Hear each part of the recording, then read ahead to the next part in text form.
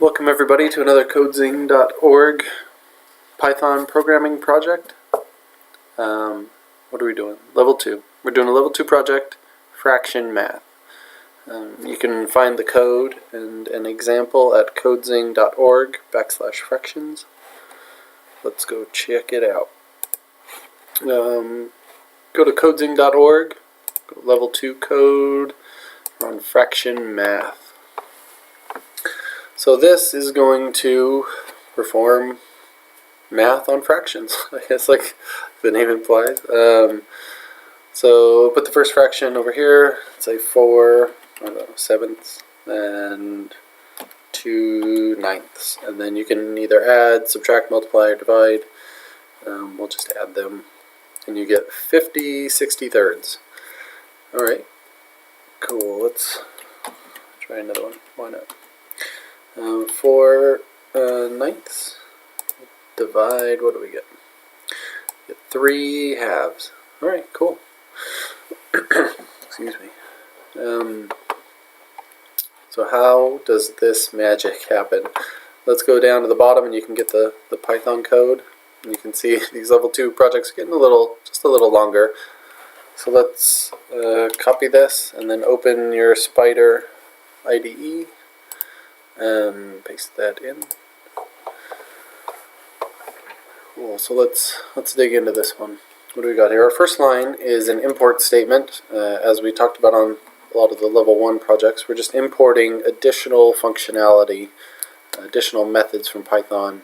And this one is from fractions import fraction.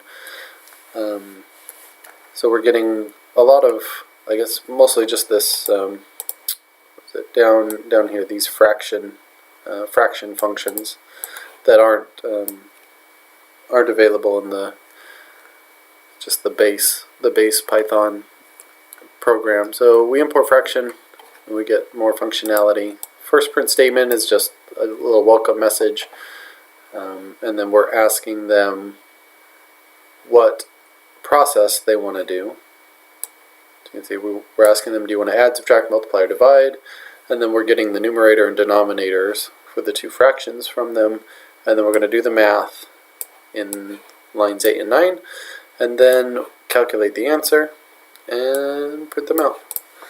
So let's give it a go, see what happens. And what do we want to do? So we want to add, and we're going to do 3 fifths and 4 eighths. Well, I guess it's just a half, but so we get 11 tenths as an answer. So let's see how this code is matching up with what came out there. So we get welcome to fraction math, and that's just printed out. These next ones are inputs, like we've dealt with a lot before, and they're all encased in the int type for the variable, because we want integers, because we're going to be doing math. We don't want the text string version of the number. So we're assigning the first input to operation choice, and then we have numerator _1, denominator _1 for the numerator and denominator, and then numerator 2 and denominator 2. So cool. So that's just getting information from the user before we do anything with it. So fraction 1 and fraction 2. Here we're converting the integers that we received into this special Python method function or fraction. So this tells Python that we want to use this special library they have, and we want to create 2 fractions. And the first one obviously is the numerator, and then a comma, and then the denominator. And looks like I put these in int brackets again, which there already should be ints, but maybe I just did that just to be sure. But it looks a little redundant. Maybe you don't need all those ints in there. So let's just see, what does it actually give us back with that? If I do print fraction 1,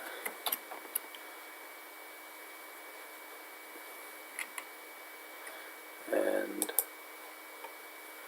apologize, what did I do there? There. That's what happens, you hit the wrong button.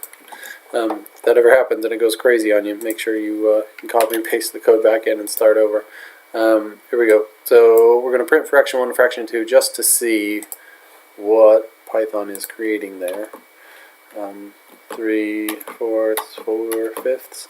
And we can see that it is actually, when you print those out, so this is after enter second denominator, the next print statement is this one, fraction 1, and so it is displaying it just like a fraction, right? 3/4, 4/5.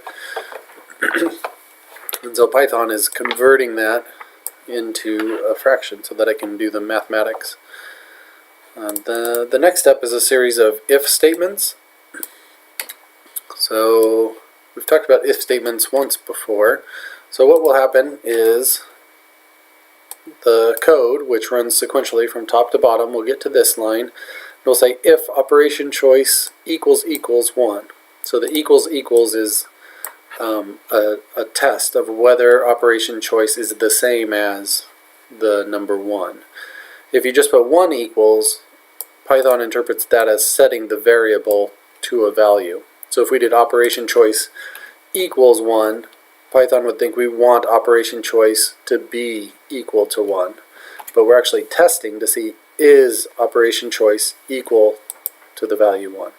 If it is, then we want it to run this code. If it's not, then Python will skip line 17 and go to 18 and test if operation code is equal to the value 2, then do this code, and so on down the line until it finds a value that's true.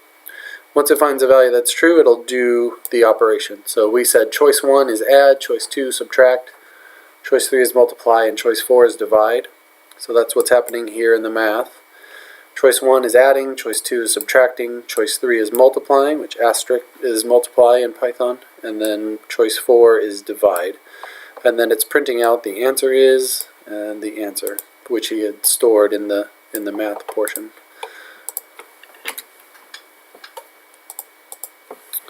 So that's all that's happening in the if statements is the test, and we can even, let's see, I've done this before. If you want to see what the result of this test is, this is, I always think it's kind of cool because it comes back as true or false is what it's testing. So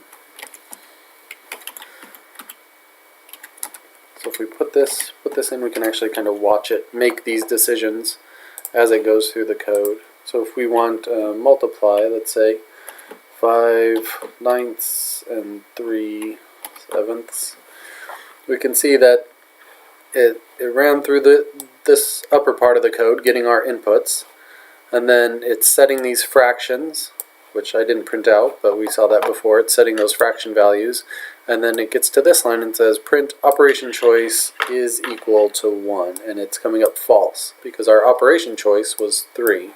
So we can see it's testing this value and coming up as false, so it's not doing this math. It's not doing the addition. It's coming to the next row and saying print operation choice is equal to 2 and coming back false, so it's skipping that if statement. The third one is the operation choice equal to 3, true, and so then it's proceeding to do this math, fraction 1 times fraction 2.